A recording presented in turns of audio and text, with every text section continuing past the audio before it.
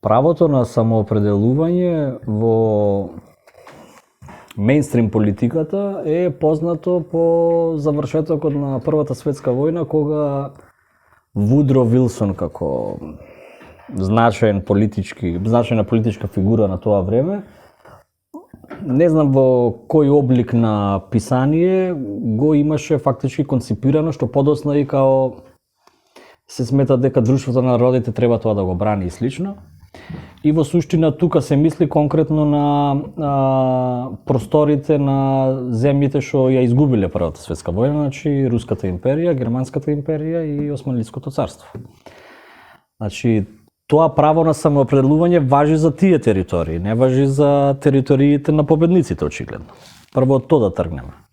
Дека е фактички еден вид и буржоаска алатка. Сега нас што не интересира е како истото тоа право на самоопределување станало алатка во борбата на комунистите за светска пролетарска револуција. Па таму се состои полемиките, нели, помеѓу двајцата најстакнати револуционери Ленин и Роза Луксембург. Нели се смета дека Роза е против правото на самоопределување, бидејќи го смета како што кажува како буржоаско право, а Ленин од друга страна смета дека е некое круцијално право, круцијално марксистичко право што треба да се даде